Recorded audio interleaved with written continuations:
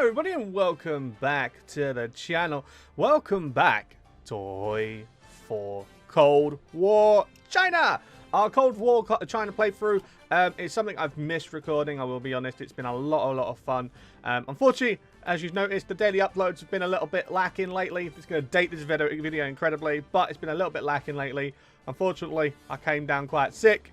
But don't worry, your boy's back up and rolling. So again, remember, if you do enjoy today's episode and you want to see more, drop a sub, leave a like, leave a comment. Let me know that you want more, and I'll do exactly that. So without further ado, let's hop right in. Okay, so in my time away, I was paying attention to everybody's comments and such. And I remember someone saying, in order to trigger the event, we must lose Pyongyang. We must lose Pyongyang in order to stop the civil war, right? So, although that's a great idea, I just want to double check something. I just want to double confirm something. Yeah, okay, because I was thinking in my head, oh, I don't need to do that, because if I just let them there and grind XP, then I don't need to do anything, because that way they can just help me out in the way of land doctrine. But then I remembered this is still 10.0, and I'm a bit of a pleb for forgetting that. So what I'm going to do, I'm going to remove these orders. I'm going to draw a fallback line right here, like so. That way I'm still mountain and still flatlands, and then I'm going to let them take Pyongyang. If they can take Pyongyang and it ends the civil war, happy days. If not, I'll deliberately do a declaration of war myself directly on Japan and Korea and end it once and for all. Easy fix. Okie dokie, and just like that, we finished our national focus of Bomb Kimoy. We've also managed to complete arterial highways, which is fantastic. But before we choose another research, we will read this. The Taiwan Straits Crisis. After the communist victory in the Civil War, the nationalists escaped to Taiwan and steadfastly held against further Maoistic offences. Along with the island of Taiwan, a few islands in the South China Sea were also captured by the nationalists, such as Kinmen and Matsu, deploying 58,000 troops on Kinmen and 15,000 troops on Matsu. Recently, troops from the People's Liberation Army have begun shelling the aforementioned islands, with Zhao and Lai claiming that Taiwan must be liberated from the oppressive forces of the Kuomintang that currently rule with an iron fist. The PLA also sent forces to seize the the Yijiangshan Islands, located off the coast of Zhejiang. Awesome. Okay. I'm assuming, no, this all comes under Okinawa, right? Yeah, this all comes under Japanese territory. So it's these islands that they're probably talking about. Or is it talking about the parcels? No, it's definitely talking about those islands. Okay, never mind then. Just wanted to double sure. Just wanted to make double sure. It's better to be safe than sorry, right? You know, guys, we definitely don't have to go far to make this a red world at all. France has withdrawn from NATO. And they're going for the Sovietisation of France. This is an interesting development. I think there's a high chance Europe is going to be red. I'm pretty sure this is a red victory now. Just based off of AI actions alone, I can't help but feel this is definitely a red victory. With France, a major European nation, going, or turning rather, into communist, yeah, this is definitely a victory. This is definitely a victory. I don't know how it's managed to come to this, but it's come to this. The computers are looking good. Research speed, unlocks more weapon types.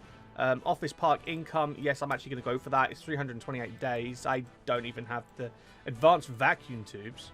Advanced vacuum tubes? I still need to wait 43 days for that. Okay, righto.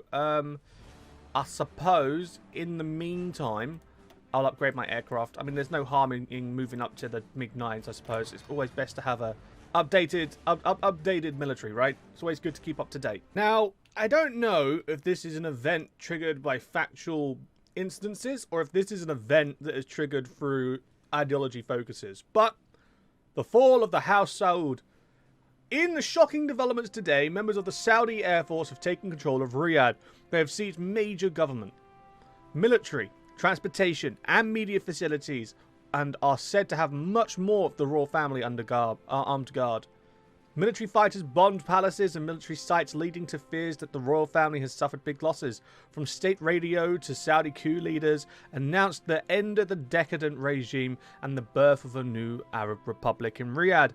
Radio Cairo has reacted to glee at this coup, as President Nasser long declared the liberation of the Arab world would first have to begin with the liberation of Riyadh. Urban middle-class Saudis are said to be happy with these developments, but rural Saudi citizens, especially the Arab chieftains, may not take this change peacefully. There are rumors that Prince Talal may be coming back to Saudi Arabia and indeed may already be there. He has led many young princes to Egypt in support of Nasser following the Egyptian revolution, and his faction of the royal family may help the transition of Saudi Arabia to an Arab republic, as he long advocated transitioning Saudi Arabia into a republic or into a constitutional government. The United States Embassy is surrounded as Washington struggles to comprehend what has occurred in what it sees as one of the most critical states in the world. The rest of the world is also watching these developments closely, as the Saudis have long been guardians of the Islamic Holy Lands, and their control of global oil reserves may affect energy prices. For Nasser, a friendly regime in Saudi Arabia can transform the regional balance of power, leaving Saudi Arabia's monarchical neighbours in a mood of panic. And then obviously the failed coup in Egypt. But the reason why I said this was factual, because I remember there was the whole United Arab Republic where Egypt, the Syrians, and I think it was the Lebanese or the Jordanians kind of joined together and became like a nation, right? And it only lasted for like 6 years or something, right? I think it's something along those lines. And then the Arabs, or the Arab state, always remained the Saudi Arabia, obviously the Saud monarchy always remained. So either I'm having very, very bad memory moments, or this is alternate history. I don't know. Let me know in the comments down below. You know, the more I look at 1950s Europe, the more I feel sorry for Austria. Austria really has had a hard time. I mean, okay, they kind of had that whole 600, 700 year glory years with the Habsburgs. Okay, fair enough. They had their Austro-Hungarian Empire that lasted until the end of the Second World War. Okay. But after that, geez, Austria. No wonder you're so happy nowadays, because you've had it tough, huh? Like, think about it, right? After the Second World War, after the First World War, Austria, obviously in a similar position to Germany, were absolutely demolished financially. All of their land was taken and they were reduced back to normal Austria. Then 1937 or whatever it was came around and they integrated with Germany, so they kind of lost Austria as Austria and they became Austro-Germans, which I guess maybe they are, I don't know, political terms. But anyway, they became part of Germany, so they lost their independence as a nation. Then, after the war, when it all came apart like this, Austria still didn't exist, because everyone was just like, nope, we need a stronghold. You know what, Austria, you're the perfect place for it. Granted, Britain took control of basically Hanover. The Americans took control, the French took control of the south, right? And then the Americans took control of West Berlin, was it? Or they aided West Berlin? Something along those lines, right? And that's all fair enough. Maybe it was bases and it wasn't the whole territory, but then there's Austria. I feel sorry, Austria. Don't worry, you get my sympathy. You get my sympathy. Big player in the Eastern Bloc. Off-map industrial parks. Yes, I will happily take that. I will happily take that. Now, in all honesty, I was wondering sort of which way to go now on Focus Tree, because I was going to continue pushing down here, but the Sino-Soviet split can't happen until Stalin's dead or they activate the Sino split on their Focus Tree. So for the meantime, I'm going to hold off on this. Now, I was wondering, do I go back down industry? Do I go down military, or do I go down social? And I've decided I think I'm going to go down the social line now. At least go until halfway mark here, and then obviously go back over here and start thinking of development. Thinking of development as well, I've taken my focus off the industrial parks, and I am putting my focus here on the agricultural industrial complex, because that way I can get my food production sorted.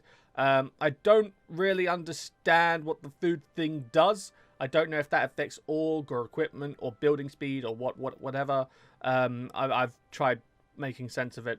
My head can't wrap my head around it. All I know, negative, bad, positive, good. So that's what we're going to do. Monkey brain. I'm going to do my best to make it as simple and easygoing as possible.